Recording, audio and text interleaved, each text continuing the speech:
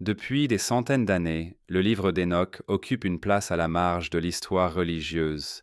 Controversé, dérangeant et discrètement influent, il regorge de visions célestes, de rencontres avec d'étranges êtres cosmiques et de récits qui n'ont jamais trouvé leur place dans la Bible, que la plupart des gens ont lu en grandissant. Récemment, des chercheurs ont décidé de soumettre ce texte à Grok, l'intelligence artificielle développée par la société d'Elon Musk, XAI, afin de découvrir quels schémas et connexions pourraient émerger lorsqu'une machine analyse son langage sans le poids de plusieurs siècles de débats théologiques. Ce qui en est ressorti n'était pas simplement un résumé. C'était un ensemble d'observations qui poussent aujourd'hui les gens à reconsidérer ce que ce livre ancien représente vraiment. Si vous découvrez cette chaîne, restez avec nous. On s'intéresse aux textes anciens, à l'histoire enfouie et aux questions que la plupart des créateurs préfèrent éviter. Le livre que personne n'était censé lire. Alors qu'est-ce que le livre d'Enoch exactement, et pourquoi a-t-il disparu de la plupart des Bibles ? Également appelé Premier Enoch, il s'agit d'un ouvrage religieux juif ancien attribué à Enoch, l'arrière-grand-père de Noé. Les spécialistes le datent généralement entre 300 et 100 ans avant notre ère, même si beaucoup estiment que certaines parties sont nettement plus anciennes. Le texte accompagne Enoch dans une série de voyages célestes à travers ses interactions avec des anges, fidèles comme déchus, ainsi que dans des visions panoramiques portant sur le jugement, la structure du cosmos et la fin de l'histoire. Pour la majeure partie du christianisme occidental, ce livre n'existe pratiquement pas. Il a été exclu de la Bible lors des premiers conciles de l'Église, et pendant bien plus de 1000 ans, le texte complet était quasiment inconnu en Occident. La grande exception est l'Église orthodoxe éthiopienne, qui l'a préservé intégralement au sein de ses écritures officielles, rédigées dans l'ancienne langue Ge'ez. C'est d'ailleurs ainsi que le texte complet a finalement atteint l'Occident. L'explorateur écossais James Bruce en a rapporté des copies d'Éthiopie en 1773. Voilà pourquoi cela compte. Le livre d'Enoch est directement cité dans le livre du Nouveau Testament de Jude, et de nombreux chercheurs pensent qu'il a plus largement influencé la pensée des auteurs du Nouveau Testament. Il est presque certain que Jésus et ses disciples connaissaient bien ce texte. La question qui revient donc sans cesse est simple. Pourquoi a-t-il été écarté ? Était-il trop extrême, trop précis, ou contenait-il des idées que les autorités religieuses préféraient garder hors de circulation ? Cette question sans réponse est précisément ce qui a poussé certains à le faire analyser par une intelligence artificielle, une façon d'examiner le texte dépouillé de plusieurs siècles de politique religieuse. Grok est le système d'IA développé par XAI, lancé à la fin de 2023 et généralement décrit comme plus enclin que certains de ses concurrents à s'engager sur des terrains non conventionnels ou audacieux. Il repose sur un vaste ensemble de données d'entraînement et est capable d'analyses textuelles approfondies, repérant des thèmes, comparant des structures littéraires et reformulant des idées complexes dans un langage accessible. Utiliser l'IA pour étudier des textes religieux anciens n'est pas nouveau. Des outils informatiques ont été appliqués aux manuscrits de la mer morte, à la Torah et au Nouveau Testament depuis des années. Ce qui change avec le fait de soumettre le livre d'Enoch à un système conversationnel comme Grok, c'est simplement l'accessibilité. Des lecteurs ordinaires, pas uniquement des universitaires abonnés à des revues spécialisées, peuvent désormais poser des questions complexes et obtenir de vraies réponses. On peut lui demander de comparer des chapitres, de tracer des symboles récurrents ou d'expliquer des arguments théologiques en termes courants. Ce que les gens ont découvert en essayant, c'est que Grok n'a pas simplement condensé le livre.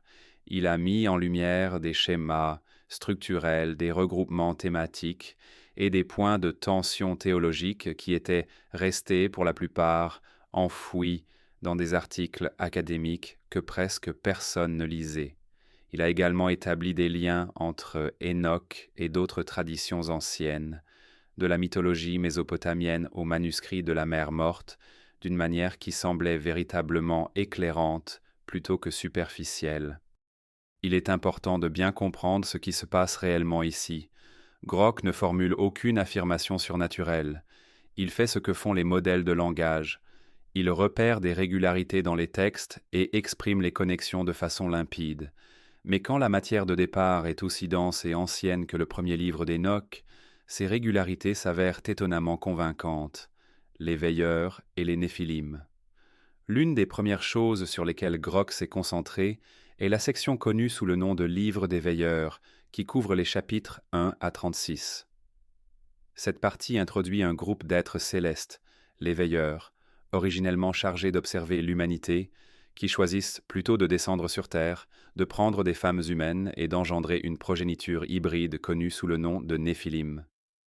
Il ne s'agit pas d'une intrigue secondaire anodine, c'est le socle même de la section d'ouverture du livre. Grock a souligné que ce récit se rattache directement à quelques versets cryptiques de la Genèse, chapitre 6, tout en les développant considérablement, là où des fils de Dieu prennent des épouses humaines et engendrent des géants. Et le texte va bien plus loin que la Genèse ne l'a jamais fait. Il nomme les veilleurs individuellement, désigne leur chef comme étant Samyaza et décrit en détail les savoirs interdits qu'ils ont transmis à l'humanité. La métallurgie, les cosmétiques, la sorcellerie et l'astrologie. Grock a également relevé quelque chose que les spécialistes débattent depuis des décennies. Le récit des veilleurs ressemble de très près aux traditions mésopotamiennes relatives aux Apkallu, des êtres semi-divins de la mythologie sumérienne et babylonienne, réputés être descendus des cieux pour enseigner la civilisation aux humains. La similitude est si étroite que certains chercheurs estiment que les deux traditions remontent à une source commune encore plus ancienne. Ce que l'intelligence artificielle a apporté d'utile ici n'était pas une découverte inédite. C'était la capacité à cartographier simultanément ces connexions transculturelles en présentant clairement les recoupements à des lecteurs qui auraient autrement dû consulter plusieurs domaines d'études distincts. Les Néphilim, la descendance des veilleurs et des femmes humaines, sont décrits dans Hénoch comme des géants qui dévoraient tout ce que l'humanité produisait, se retournant finalement contre les hommes, puis les uns contre les autres. À leur mort, le texte affirme que leurs esprits devinrent les forces maléfiques qui errent encore sur la terre. C'est en somme l'explication que donne le livre sur l'origine de l'activité démoniaque. C'est une affirmation théologique de taille. L'analyse de Grock a exploré comment elle s'articule avec les croyances juives et chrétiennes dominantes. Ce qu'il a découvert, c'est qu'Hénoch comble une lacune que la Bible canonique laisse entièrement béante. La Bible mentionne les Néphilim, mais n'explique jamais ce qu'ils sont devenus ni d'où proviennent les esprits mauvais. Hénoch répond aux deux questions. Grock a aussi souligné que ce même archétype, des êtres hybrides puissants et corrupteurs, apparaît dans des cultures anciennes sans lien entre elles, les titans grecs, divers demi-dieux sumériens, et même certaines figures déchues de la tradition égyptienne. Soyons clairs, rien de tout cela ne confirme que ces êtres ont réellement existé. Ce que cela démontre, c'est que l'idée d'êtres hybrides corrompant le monde constitue presque un schéma narratif universel au sein des civilisations antiques, un fil anthropologique véritablement fascinant. Pris dans leur ensemble, les lectures que Grock a faites de ce matériau suggèrent que le livre d'Hénoch n'était pas une simple curiosité marginale. C'était une cosmologie pleinement élaborée et cohérente en elle-même, qui abordait l'origine du mal, l'architecture du monde spirituel et le destin ultime de l'humanité, avec bien plus de détails que ne le font jamais les livres canoniques de la Bible, la liste des anges déchus et une astronomie d'une précision déconcertante. L'une des choses les plus frappantes que Grock a extraites du texte, c'est que Hénoch ne se contente pas d'évoquer vaguement un récit d'anges déchus, il cite des noms. Au-delà du chef Samyaza, le livre dresse la liste d'environ 200 veilleurs qui descendirent ensemble sur le mont Hermon, dont plusieurs se voient attribuer des rôles spécifiques. Azazel, Armaros, Barakel, Kokabel, Zachiel et d'autres encore. Azazel fait l'objet d'une attention toute particulière. Le texte lui attribue l'enseignement aux humains de la forge des épées, des boucliers et des armures, autrement dit la technologie de la guerre, ainsi que l'initiation des femmes aux parures et aux bijoux en métal, ce que le texte présente comme une forme de corruption. Le jugement divin s'abat le plus durement sur Ahazil, qui est enchaîné et précipité dans les ténèbres pour y attendre son châtiment définitif. Grock a établi ici un lien direct avec le Lévitique 16, où le rituel du bouc émissaire envoie une chèvre dans le désert pour un zasil, une formule que la plupart des lecteurs de la Bible n'ont jamais vu correctement expliquée. Le livre d'Hénoch fournit le contexte manquant, et Grock a rendu ce lien explicite et facile à suivre. C'est précisément là que l'analyse des anciens textes par l'intelligence artificielle prouve sa valeur. Établir ce rapprochement manuellement implique de parcourir de multiples traductions et une pile de littérature académique. Grock a condensé ce processus en quelque chose qu'un lecteur ordinaire peut réellement suivre et approfondir par lui-même. Les chapitres 72 à 82, connus sous le nom de Livre des Luminaires, constituent l'une des sections les plus anciennes de l'ensemble du texte. Des fragments en ont été retrouvés parmi les manuscrits de la Mer Morte, datant d'environ 200 ans avant notre ère. Cette partie retrace avec une précision frappante pour son époque les mouvements du Soleil, de la Lune et des étoiles. L'analyse de Grock a mis en évidence qu'elle décrit un calendrier solaire de 364 jours, structuré en 4 saisons de 91 jours chacune, distincte du calendrier lunaire utilisé dans la majeure partie de la pratique juive ultérieure, mais correspondante au système calendaire retrouvé dans d'autres documents de la Mer Morte, notamment des textes associés à la communauté essénienne. Ce recoupement a conduit certains chercheurs à soutenir que le groupe à l'origine des manuscrits de la Mer Morte entretenait un lien direct avec la tradition ayant produit le livre d'Hénoch. Grock a également relevé que si l'astronomie n'est pas rigoureuse selon les critères modernes, elle reflète un système d'observation véritablement élaboré, nécessitant un suivi attentif et prolongé du ciel nocturne. La description du soleil se levant et se couchant à travers 6 portes de chaque horizon correspond à un phénomène réel. Les points de lever et de coucher du soleil se déplacent effectivement au fil de l'année, et suivre ces déplacements était le fondement de la mesure du temps dans l'Antiquité. Cette section n'est pas de la mythologie au sens habituel du terme. C'est une tentative de description empirique et systématique du fonctionnement du ciel, rédigée par quelqu'un qui a manifestement passé des années à l'observer. Les chapitres 83 à 90 renferment ce qu'on appelle les visions oniriques. Hénoch en décrit 2. La première est une vision terrifiante d'un déluge ravageant la terre. La seconde est un long récit allégorique de l'histoire connu sous le nom d'Apocalypse animal, dans lequel les grandes figures bibliques apparaissent sous forme d'animaux. Adam et Ève en taureaux blancs, les Israélites en moutons, leurs oppresseurs en bêtes prédatrices. Cela ressemble presque à un storyboard de toute l'histoire israélite condensée en une ménagerie de cornes, de griffes et de laine. La lecture que Grock a faite de cette section s'appuyait sur ce que les historiens appellent le Vatitinium ex eventu, une prophétie rédigée après les événements qu'elle prétend prédire. Il a signalé que certains passages de l'Apocalypse animal sont si précis concernant des moments réels de l'histoire israélite qu'ils semblent avoir été composés avec une connaissance préalable de ces événements. Ce n'est pas une thèse marginale. C'est une observation académique courante qui soulève de véritables questions sur l'époque à laquelle différentes sections du livre ont été écrites et par qui. Les chercheurs datent généralement l'Apocalypse animal de la période maccabéenne, au IIe siècle avant notre ère, car ces images codées semblent retracer la révolte juive contre la domination séleucide avec suffisamment de précision pour servir d'encre chronologique à l'ensemble de la section. Mais la vision ne s'arrête pas à l'histoire connue. Elle projette vers une bataille finale, la défaite du mal et un monde refondé dans la paix.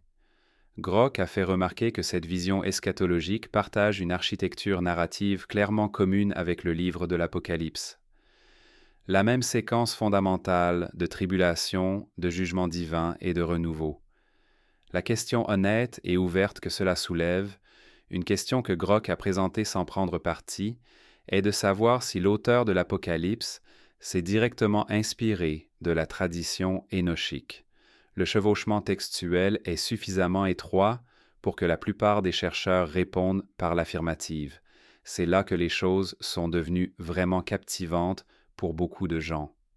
Les chapitres 46 à 48 décrivent une figure céleste appelée le Fils de l'homme, un être qui existait avant la création, siège aux côtés de Dieu, et jugera les impies tout en réhabilitant les justes à la fin des temps. Cette expression compte énormément, car Fils de l'homme est le titre que Jésus s'attribue plus que tout autre dans les évangiles, environ 80 fois à travers Matthieu, Marc, Luc et Jean. Chez Marc en particulier, Jésus emploie cette expression dans des contextes qui correspondent étroitement à la version d'Enoch, une figure venue avec une autorité cosmique et un pouvoir de jugement. La comparaison établie par Grock a mis en évidence que les traits spécifiques accordés au Fils de l'homme dans Enoch, exister avant la création, détenir une autorité divine, agir en tant que juge, être lié à la lumière et à la sagesse, correspondent si étroitement à ce que le Nouveau Testament affirme au sujet de Jésus que les chercheurs en débattent depuis des décennies. Certains pensent que Jésus a délibérément invoqué le titre énochique pour signaler exactement quel type de figure il prétendait incarner. D'autres voient l'influence comme plus diffuse et culturelle. Dans tous les cas, il ne s'agit pas d'une théorie nouvelle. Elle fait partie de la théologie académique depuis les années 1800. Elle est simplement invisible pour la plupart des gens assis dans un banc d'église, car le livre d'Enoch n'a jamais intégré leur Bible. C'est le genre de lacune que, une fois remarqué, il est difficile de cesser de percevoir. Il y a une véritable subtilité qui mérite d'être mentionnée ici, une que Grock a soulevée lorsqu'on lui a demandé à quel point ce lien est vraiment solide. La section contenant le matériau du Fils de l'homme, connue des chercheurs sous le nom de livre des paraboles, est étrangement absente des manuscrits de la mer morte. Toutes les autres grandes sections d'Enoch ont été retrouvées à Qumran, sous une forme ou une autre, mais pas celle-ci. Les chercheurs prennent cette absence au sérieux plutôt que de la balayer, car elle suggère que les paraboles se sont peut-être développées plus tardivement ou au sein d'une communauté différente du reste du livre. Cela ne remet pas en cause le lien avec Jésus, puisque les paraboles circulaient clairement bien avant le 1er siècle, peu importe ce que Qumran a préservé, mais c'est exactement le type de nuance qui distingue une recherche rigoureuse d'un argument bien trop simplifié. Alors pourquoi a-t-il été exclu ? La réponse de Grock, lorsqu'on l'a interrogé directement, était nuancée plutôt que simple. En bref, le livre d'Enoch n'a jamais officiellement fait partie d'une seule et unique Bible. Il a été écarté de différents canons à des époques différentes, pour des raisons différentes. Les autorités rabbiniques qui ont finalisé la Bible hébraïque à la fin du 1er et au début du 2e siècle de notre ère l'ont laissé de côté, peut-être parce que son contenu, notamment le récit des veilleurs et son angélologie détaillée, paraissait risqué, voire hérétique, à une période où l'identité religieuse juive subissait d'énormes pressions après la destruction du Second Temple. Du côté chrétien, les conciles qui ont façonné le canon biblique, Nicée en 325 de notre ère, Carthage en 397 de notre ère, ont débattu d'une longue liste de textes. À cette époque, Enoch circulait depuis des siècles et avait clairement influencé la pensée chrétienne. Mais ses images frappantes d'anges déchus et sa cosmologie élaborée ont peut-être rendu difficile son intégration dans la structure théologique que bâtissait l'Église primitive. Grock a exposé plusieurs explications savantes à ce sujet et a précisé qu'aucune réponse unique et satisfaisante n'existe. Ce qu'il a signalé comme particulièrement intéressant, c'est que l'Église orthodoxe éthiopienne, dépositaire de la plus ancienne tradition chrétienne continue sur terre, n'a jamais abandonné ce livre, car elle se tenait en dehors du processus romain qui a défini le canon occidental. Que l'on considère qu'Enoch a été retiré ou simplement jamais intégré dépend vraiment de la tradition chrétienne à laquelle on se réfère. C'est un rappel que la Bible n'a jamais été un objet unique et universellement arrêté. Elle était, et demeure encore aujourd'hui, un ensemble de décisions qui se recoupent, prises par différentes communautés à différents moments de l'histoire. Les manuscrits de la mer morte, la justice divine et des échos à travers les cultures, un point qu'aucun chercheur sérieux ne conteste vraiment. Des fragments du livre d'Enoch ont été retrouvés parmi les manuscrits de la mer Morte, précisément extraits de la grotte 4 à Qumran, fouillée pour la première fois par Joseph Milik au début des années 1950. Le matériau couvre environ 11 manuscrits araméens distincts d'Enoch lui-même, répartis sur un plus grand nombre de fragments individuels datés approximativement entre 200 et 100 avant notre ère, accompagnés de plusieurs manuscrits araméens supplémentaires d'un texte apparenté appelé le Livre des Géants, qui décrit la descendance des veilleurs déchus et semble avoir circulé aux côtés d'Enoch dans les mêmes cercles de scribes. Cela fait d'Enoch l'un des textes non canoniques les mieux représentés parmi les découvertes de Qumran, avec davantage de témoins manuscrits survivants que certains livres qui ont pourtant intégré l'Ancien Testament. Grock a souligné ce point lorsqu'on lui a demandé à quel point l'histoire du texte était réellement crédible. Son propos était simple et direct. Les manuscrits de la mer Morte prouvent sans l'ombre d'un doute que le livre d'Enoch était largement connu, abondamment copié et considéré comme une écriture importante par au moins une grande communauté juive à l'époque de Jésus et de ses contemporains. Ce n'est pas de la spéculation, c'est de l'archéologie documentée. Il est notable que les sections astronomiques trouvées à Qumran sont plus anciennes que la version pleinement compilée du livre, ce qui suggère que différentes parties d'Enoch circulaient de manière indépendante avant d'être rassemblées. Un schéma commun dans toute la littérature religieuse ancienne. Pensez-y moins comme un seul livre rédigé d'une traite, et davantage comme une tradition manuscrite vivante, élargie, copiée et réorganisée par des générations de scribes au fil des siècles.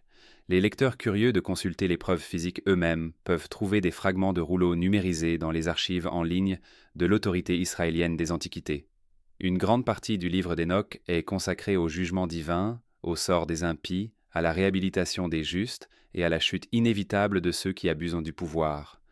L'analyse que Grock a faite de ce thème a produit certains des résultats les plus riches de toute l'étude. Il a remarqué que la théologie du jugement chez Enoch est bien plus structurée que tout ce que l'on trouve dans l'Ancien Testament canonique, décrivant des lieux de séjour distincts où les morts attendent le jugement, séparés selon la manière dont ils ont vécu. C'est l'une des théologies de l'au-delà, les plus élaborées et les plus anciennes dans la tradition juive, et elle correspond étroitement aux idées qui réapparaissent plus tard dans le Nouveau Testament. Grock a également mis en lumière l'Épître d'Enoch, chapitre 91 à 108, qui contient l'Apocalypse des semaines, une histoire schématique du monde divisé en 10 âges, et prononce une condamnation sévère et socialement engagée contre les riches et les puissants qui exploitent les pauvres. Plusieurs chercheurs ont comparé son ton à l'Épître de Jacques dans le Nouveau Testament et aux avertissements que Jésus délivre dans le Sermon sur la montagne. Ce qui transparaît dans l'ensemble du texte, selon Grock, c'est un sérieux moral constant et intransigeant à l'égard de la justice, une profonde préoccupation pour la souffrance des plus vulnérables et une exigence ferme de responsabilité pour les puissants. L'élément sans doute le plus stimulant de tout l'exercice fut le balayage comparatif que Grock a effectué à travers d'autres traditions mythologiques. Il a identifié des structures narratives dans des cultures qui, selon l'histoire conventionnelle, n'avaient aucun contact direct avec l'Israël antique. Le déluge qu'Enoch prophétise fait évidemment écho à l'histoire sumérienne d'Utnapishtim dans l'épopée de Gilgamesh, qui précède le récit biblique du déluge. Mais Grock est allé encore plus loin, en établissant des parallèles structurels entre la descente des veilleurs et les Anunnaki sumériens, ces êtres divins associés au ciel, réputés pour interagir directement avec l'humanité, et en relevant des similitudes avec le mythe grec des titans transmettant aux hommes un savoir interdit avant que Zeus ne les emprisonne. Même Prométhée, enchaîné à son rocher pour avoir offert le feu aux mortels, correspond à ce même schéma général. Un acte de générosité interdite, franchissant une frontière et puni par les puissances célestes. Pour être clair, rien de tout cela ne prouve l'existence d'un événement historique commun. Ce que cela suggère, d'un point de vue académique, C'est soit une véritable diffusion culturelle, des récits se propageant par le commerce et les échanges, soit des cultures distinctes cherchant indépendamment les mêmes outils narratifs pour exprimer les mêmes angoisses universelles, l'origine du mal, le danger du savoir interdit et les conséquences du franchissement de limites qui ne devraient pas être franchies. Ce que Grock a offert n'était pas une théorie nouvelle, mais une cartographie claire et organisée de connexions qui auraient autrement nécessité de parcourir une douzaine d'ouvrages de mythologie distinctes. Ce que disent les spécialistes, là où Grock atteint ses limites, et la vue d'ensemble, il vaut la peine d'être honnête sur la position académique réelle concernant Enoch aujourd'hui, car le texte est pris bien plus au sérieux par les chercheurs que les médias populaires ne le laissent parfois entendre. Des érudits comme James Van Der Kam et George Nicolsburg, auteurs du commentaire académique de référence sur le premier livre d'Enoch, dans la prestigieuse série Hermeneia, ont consacré des carrières entières à établir sa profondeur théologique et son importance historique. Gabriele Boccaccini, à l'Université du Michigan, a fondé le séminaire Enoch au début des années 2000, un groupe de recherche international dédié spécifiquement au judaïsme énochique et à son influence sur le christianisme primitif, ainsi que sur le judaïsme rabbinique. Et ce groupe tient depuis lors des conférences internationales régulières, réunissant des spécialistes venus de l'ensemble du domaine. Il s'agit là d'une recherche académique évaluée par les pairs et non de spéculation marginale. La façon dont Grock présente les choses, c'est que l'influence de la tradition énochique sur le christianisme primitif est véritablement bien établie dans les milieux académiques. Le débat vivant ne porte pas sur l'existence de cette influence, mais sur son intensité et sa directivité. Les premiers chrétiens ont-ils puisé dans les idées énochiques sur le Fils de l'homme et l'angélologie? Presque certainement. Le livre d'Enoch a-t-il façonné la manière dont les propres disciples de Jésus le comprenaient? Nombreux sont les chercheurs qui le soutiennent. L'écart entre ce que les spécialistes savent depuis des décennies et ce que le lecteur ordinaire a jamais rencontré est immense. Et c'est précisément cet écart qui rend une analyse assistée par l'intelligence artificielle comme celle-ci si précieuse pour un large public. Elle n'a pas créé de nouvelles connaissances académiques. Elle a rendu le savoir existant accessible. Par souci d'honnêteté, il convient de s'attarder sérieusement sur ce que ce type d'analyse ne peut pas accomplir, car toutes les affirmations circulant sur cette expérience ne sont pas bien fondées. Grock est un modèle de langage. Il identifie des schémas dans les textes et établit des connexions à partir de ces données d'entraînement. Il ne peut pas vérifier des événements historiques, confirmer quoi que ce soit de surnaturel, ni nous dire si ce qu'Enoch décrit s'est réellement produit. Certaines affirmations en ligne suggèrent que Grock aurait prouvé l'exactitude historique du livre d'Enoch ou confirmé l'existence des Néphilim. C'est simplement une mauvaise lecture de ce que cet outil fait. Ce qu'il peut faire, c'est analyser des schémas littéraires et théologiques, établir des comparaisons intertextuelles et présenter clairement les points de vue académiques existants. Ce qu'il ne peut pas faire, c'est trancher des débats sur lesquels historiens, archéologues et théologiens s'affrontent depuis des siècles. La question de savoir si les veilleurs étaient des êtres littéraux, des figures symboliques ou de purs mythes n'est pas quelque chose qu'un système d'intelligence artificielle peut résoudre. Et Grock le reconnaît lui-même lorsqu'on lui pose la question directement. Il y a aussi le problème des traductions. Le livre d'Enoch nous est parvenu sous forme de fragments araméens et hébreux, ainsi qu'en guèze, la langue liturgique classique de l'Église éthiopienne, et chaque traduction vers l'anglais implique des choix d'interprétation. L'analyse de Grock reposait en grande partie sur des traductions anglaises, la version de R.H. Charles datant de 1917 et la traduction plus récente de E. Isaac, incluse dans la collection des pseudépigraphes de l'Ancien Testament. Les traducteurs ne mettent pas tous l'accent sur les mêmes éléments, et ce que l'intelligence artificielle a produit reflète précisément ces choix. Ce n'est pas une raison d'écarter ces conclusions. C'est plutôt une invitation à les considérer comme un point de départ pour approfondir la lecture, et non comme un verdict définitif. À son crédit, lorsqu'on lui pose directement la question de ses limites, Grock les reconnaît sans détour ni faux-semblant.